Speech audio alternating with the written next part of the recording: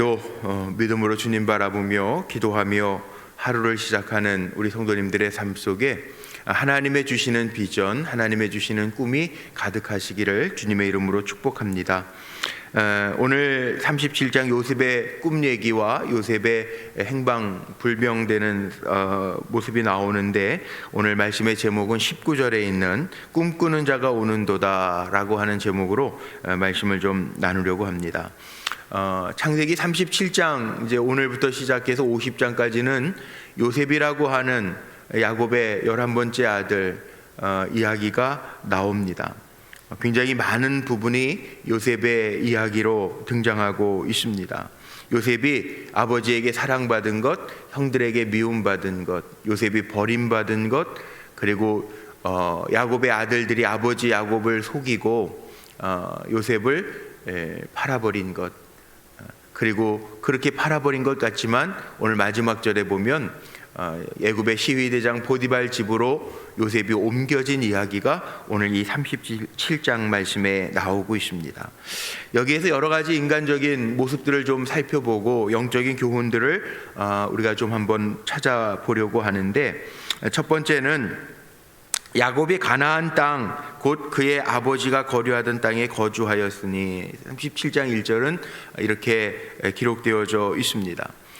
에서 이삭의 장자였던 에서의 족보가 먼저 나왔습니다. 어제 그 족보에 대한 이야기는 다 드렸는데, 오늘은 이제 야곱이 아버지가 살았던, 이삭이 살았던, 또 하나님이 아브라함에게 약속하셨던 가나안 땅에 거주하면서 평안한 삶을 살아가고 있습니다. 그러면서 족보가 나옵니다.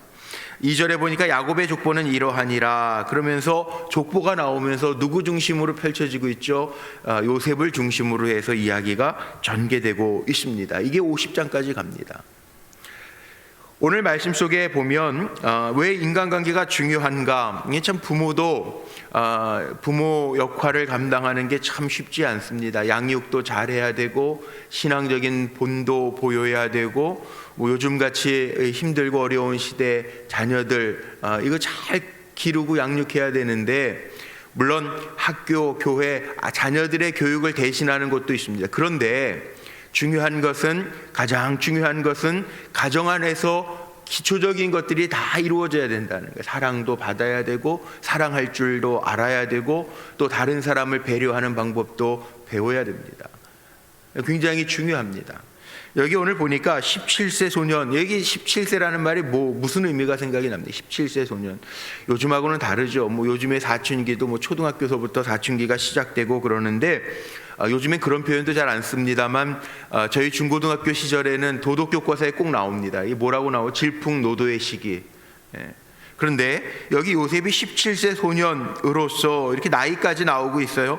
나이가 나오면서 그들의 형들과 함께 양을 칠 때에 그 여러 아버지 야곱이 빌하, 실바, 레아, 라헬 아내들이 있죠. 그 자식들이 있었죠. 더불어 함께 있는데 문제는 관계를 잘 못한 것 같아요. 어떻게 보면 그가 그들의 잘못을 아버지에게 다 말하였더라. 고자질 한다는 거, 고자질. 형들의 과실, 잘못한 거 아버지에게 다 고했다는 거죠. 관계하면서 이게 한두 사람이 아니고 여럿 있을 때 한 친구가 이런 사람이 있으면 참 쉽지는 않아요. 그런데 개선될 수 있는 방법이기는 해요.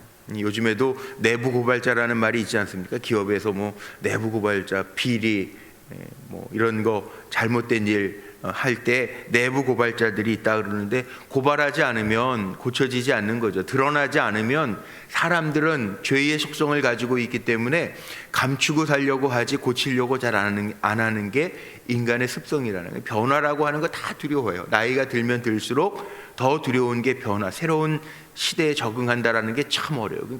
고통스러운 거죠. 이 코로나19도 그래서 포스트 코로나19 이후의 시대를 준비하라 이런 거 보면 많은 것이 변화할 거기 때문에 사람들이 두려운. 요즘에는 또 바뀌었더라고요. 용어들이 서점에 가보면 다 알아요. 책들 제목들 보면 알아요. 위드 코로나래, 위드 코로나, 함께하는 코로나래. 어떻게든 이겨내야 되겠지만 이게 바뀌더라고요. 이 트렌드, 이 변화된다라고 하는 게 쉽지가 않아요. 그런데 여기에 야곱의 족보는 이러하니라. 그리고 17세 소년의 감수성이 예민한 요셉의 나이를 이야기하면서 요셉이 했던 일이 뭐냐 하면 아버지에게 잘못된 것들, 형들의 잘못된 것들을 고하는 것 때문에 요셉은 지금 형제들에게 미움을 받고 있다는 거예요. 말씀을 준비하다 보니까 매튜헨이라는 사람이요, 이 구절을 가지고 이렇게 표현을 해놨더라고요. 회개하기를 싫어하는 사람은 자신에게 충고해 주는 사람을 싫어한다. 그만큼 우리가 변화를 싫어한다는. 누가 뭐라 그러는 거 싫고, 고치라고 그러면 더 싫고, 너만 잘났냐고 그러고, 네가 뭔데 그러냐고 그러고, 그런 시대를 우리가 지금 살아가고 있는 거죠. 대부분의 사람들이, 거의 많은 사람들이 그렇게 한다는. 그런데 발전하는 사람은 누구냐 하면 자기의 허물이나 잘못된 것을 알았을 때 빨리 고칠 수 있는 사람이 발전하는 사람, 성장하는 사람이라는 거예요. 신앙도 마찬가지 아닌가요? 그런 면에서 우리가 버려야 될 것, 고쳐야 될 것 많이 있죠.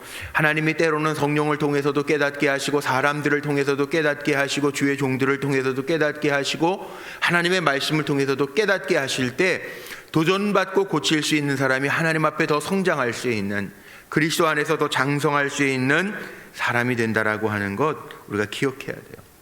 또 하나 있습니다. 이제 부모의 역할인데요. 여기 3절에 보니까 요셉은 노년에 얻은 아들이므로 이스라엘이 여러 아들들보다 그를 더 사랑함으로 그를 위하여 채색 옷을 지었더니, 요셉은요 노년의 아들이어서 사랑한 것도 있었지만 우리 앞에서 봤죠. 야곱이 사랑했던 라헬의 소생이에요. 더 사랑했는데 그를 위하여 채색 옷을 지었다. 어느 책을 보면 요셉이 입었던 옷들만 가지고도 구속사적으로 이렇게 말씀을 풀어가는 책도 있더라고요. 야곱이 요셉을 더 사랑해서 여러 아들들보다 그를 더 사랑함으로. 우리 이번에 간증집 냈는데 더 큰 사랑, 더 큰 기대, 이런 더 큰 감사, 이런 제목이잖아요. 더 큰. 요즘 교회 이름들, 새로 짓는 교회들 이름을 짓는데 더 사랑교회 이러잖아요. 더라고 하는 거, 우리가 생각하는 게 이만큼이야. 그거보다 조금 더 많은 게 더예요. 그런데 이게 여러 사람이 있을 때 표신하게 하면 이게 시기와 미움의 대상이 되는 게 문제죠. 여러 아들들보다 그를 더 사랑함으로, 조금 더 사랑함으로 표가 났다는 거예요. 그를 위하여 채색 옷을 입혔다. 물론 옷이 신분을 나타내고 여러 가지 의미가 있습니다만, 여기에 보면 이 야곱의 특별한 사랑, 한 단계 더 나아가면 편애하는 부분이 있다는. 야곱이 왜 그랬을까요? 야곱이 그 경험했잖아요. 어려서 아버지 이삭이 에서 좋아하고 엄마는 야곱을 좋아하고, 성경에 이미 다 나와 있는. 이 편애라는 게 눈에 보이면 참 쉽지 않죠. 받는 사람은 좋을지 모르지만 보는 사람 입장에서는 시기와 미움이 생겨질 수 있다는 거예요. 그래서 그 심리학자들은 그런 얘기를 많이 합니다. 뭔가 자기가 덜 받을 때 심리적으로 불안함을 느낀다는 게, 사람이라는 게 다 그러는 거예요. 형제들도 예를 들어서 네 형제가 있다, 5 형제가 있다, 6 형제, 많은 형제들이 있을 때 부모님이 한 아이에게만 집중하면 그 아이가 잘 될 가능성도 있고요, 잘못될 가능성도 있다는 거예요. 그 형제들은 또 그걸 보면서 편애라고 하는, 불공정이라고 하는, 요즘 단어 많이 나오는 불공정이라고 하는 것을 느낄 수도 있다는, 그런 심리적인 불안함 때문에 더 문제가 커진다는 거예요. 이게 요소였어요. 형들이 요셉을 미워하게 된 이유였어요. 그래서 4절에 아주 구체적으로 나오죠. 그의 형들이 아버지가 형들보다 그를 더 사랑함을 보고 그를 미워하여, 더 사랑하는 것이 오히려 더 미움으로 나타나고 있다는, 거기에요. 그 다음에 나오는 게 뭐냐면 5절부터 나오는 요셉의 꿈을 꿉니다. 꿈을 꾸는데 이 꿈이 하나님의 주신 꿈이니까 나중에 우리는 창세기 다 아니까 그렇지만 이게 꿈대로 이루어지고, 그 꿈 때문에 요셉은 더 하나님 앞에 진실한 모습으로 끝까지 승리하기는 하지만 자, 지금 이런 상황 속에서요, 아버지가 더 사랑하고 채색 옷도 입혀주고 이런 상황 가운데에서 요셉의 꿈 이야기는요, 형들에게 뭐죠? 확인사살이에요. 확인사살. 어떻게 보면, 내용적으로만 보면. 그래서 꿈을 보세요. 7절, 9절에 두 꿈의 이야기를 이야기하는데, 한 꿈은 7절에 나와 있는 것처럼 요셉의 꿈 이야기 가운데 뭐예요? 곡식단들이 다 내단에 둘러서서 절합니다. 9절에 보세요. 요셉이 다시 꿈을 꾸고 또 꿈을 꿨어요. 그의 형들에게 말하는데 뭐라고 얘기하냐면, 내가 또 꿈을 꾼즉 해, 달, 11별이 내게 절하더이다. 12아들 중에, 야곱의 12아들 중에 지금 11별이 다 나에게 절합니다. 해, 달은 뭘 상징해? 아빠, 엄마를 상징하는 거예요. 그래서 야곱이 10절에 보니까 그렇게 얘기하고 있어요. 10절에 보세요. 그가 그 꿈을 아버지와 형들에게 말하니까 아버지가 그를 꾸짖고 그에게 이르되, 내가 꾼 꿈이 그럼 뭐야 이거? 해, 달, 11별들이 다 너한테 절해? 그러면 나와 내 어머니와 내 형들이 참으로 가서 땅에 엎드려 내게 절하겠느냐? 나중에 애굽으로 형제들이 내려갔을 때 요셉에게 뭐 하죠? 절하잖아요. 절. 양식 구하러 가서 요셉인 줄도 모르고 절하잖아요. 꿈대로 이루어지죠. 11절에 보세요. 야곱이 요셉을 꾸짖고, 야, 이건 너 이렇게 얘기하면 형들한테 큰일 나. 이거 뭐 아빠도 엄마도 형들도 없니? 그렇게 얘기하는 것 같지만 11절에 보세요. 그의 형들은 쉬기만 했는데 그의 아버지는 그 말을 간직해 두었다. 자, 여기 여러 가지 의미가 있습니다. 야곱이 요셉을 사랑한 것도 있지만, 요셉의 17년 기르면서 요셉의 모습을 보면서 아버지의 기대도 담겨져 있고, 요셉이 어떻게 살았는지를 알 수 있는 구절이 이 구절이라는 거예요. 아빠의 마음에 그 이야기를 형들 앞에서는 꾸짖는 것 같지만, 이놈은 될 놈이야, 이놈은 달라, 그 기대가 있었다는 거예요. 자녀들을 향하여 갖는 부모의 기대는요, 물론 기대하지 않는 부모는 없죠. 부모가 다른 사람들의 눈에는 어떠하든지 부모의 눈에 자녀는 기대주죠. 기대주, 장래에 기대주죠. 그런데 기대만 하면 안 되고요, 믿음의 눈으로 잘 봐야 돼요. 그리고 축복해줘야 돼요. 야곱의 축복이라고 하는 노래가 있어요. 야곱이 축복의 사람이기도 하지만 나중에 창세기 49장으로 넘어가면 므낫세와 에브라임까지 포함해서 축복의 통로가 됩니다. 굉장히 중요한 거예요. 부모가요, 자녀들에게 축복과 통로가 된다는 거, 아이의 이야기를 잘 들어주고 그 꿈을 키워줄 수 있는 것. 요즘에 왜 청년들을 보면서 우려들을 합니까? 꿈들을 잃어버리니까 부모님들이 우려하는 거예요. 자녀들을 보면서 꿈들을 잃어버렸어요. 그래서 우려하는 거예요. 오히려 고난이라고 하는 것이요, 유산이 될 수 있다는데, 요즘에는 고난이라고 하는 걸 안 물려주고 정말 편리함, 세상의 물질적인 거 물려주다 보니까 문제는 발전이 없다는 거예요. 성장이 없다는 거예요. 정말 물려줄 유산이 없다는 거예요. 이런 부분에 있어서 우리 기독교인들이 꼭 한번 짚고 넘어가야 될 게 뭐냐면, 정말 내가 축복의 통로가 되는가, 내가 꿈을 가지고 자녀들을 바라보고 있는가, 기대를 가지고 자녀를 바라보고 있는가, 이거 생각해 봐야 될 문제라는 거죠. 이 꿈을 들으면서 아버지는 그 마음속에 간직해 뒀는데, 요셉의 17년의 삶을 보고 마음속에 간직해 두었더라. 그 말을 간직해 두었더라. 참 중요하죠. 그 다음에 또 하나, 여기 형들의 문제가 있는데요. 그게 뭐가 문제냐면, 이 지금 편애 때문에 18절로 넘어가 보면 꾀라는 단어가 나옵니다. 요셉을 멀리서 보고 죽이기를 꾀하여. 형제들이요, 요셉을 보면서 저 자식 저거 죽여버리자, 안 되겠다, 이런 마음까지 들었다는 거예요. 이게 참 문제인데요, 가지면 안 될 마음을 갖는 거죠. 좋은 꾀를 가지면 참 좋을 텐데, 전략이라고 할 수 있을 텐데, 여기에는 꾀라고 하면 조금 안 좋은 의미의 말인데, 형제들이 요셉을 죽이기로 도모했다는 거야. 그런데 그런 가운데에서도 르우벤과 유다는요 다른 마음을 갖습니다. 르우벤이 가졌던 마음이 뭡니까? 21절, 르우벤이 듣고 요셉을 그들의 손에서 구원하려 하여 이르되 우리가 그의 생명은 해치지 말자. 살리는 마음 먹는 거예요, 르우벤은. 유다는요, 유다도요 26절로 한번 보세요. 유다가 자기 형제들에게 이르되 야, 우리가 우리 동생을 죽이고 그의 피를 덮어둔들 무엇이 유익할까? 자, 이 형제들은 나쁜 꾀를 지금 취하고 있습니다. 그래서 요셉을 죽이려고 합니다.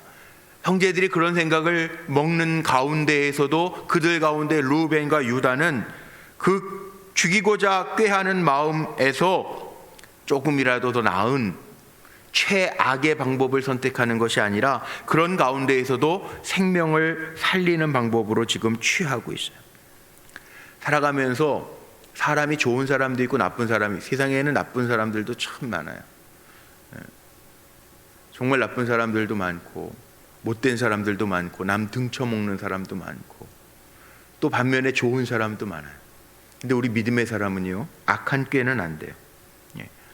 이 미움, 시기 이런 게 들어가니까 죄를 낳죠. 나중에 야고보서 1장 15절에 나와 있는 것처럼 욕심이 생기면 죄를 낳고 죄가 장성하면 사망이 되는 거예요.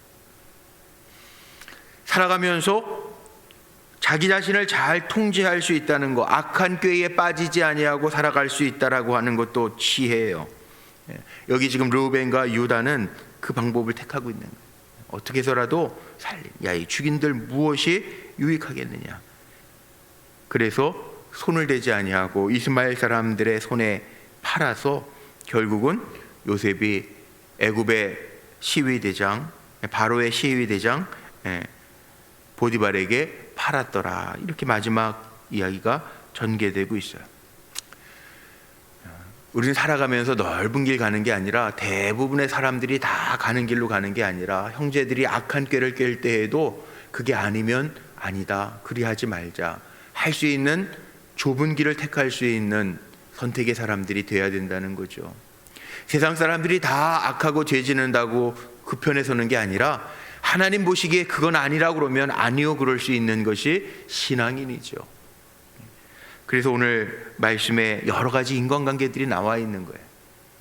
단순한 것 같지만 가장 기본적인 가족 안에서도 일어나고 있는 인간관계들을 오늘 이 짧은 37장 말씀 가운데 담고 있어요. 그런데 중요한 거, 결론은요, 이렇게 내리고 마칩니다. 꿈꾸는 거예요.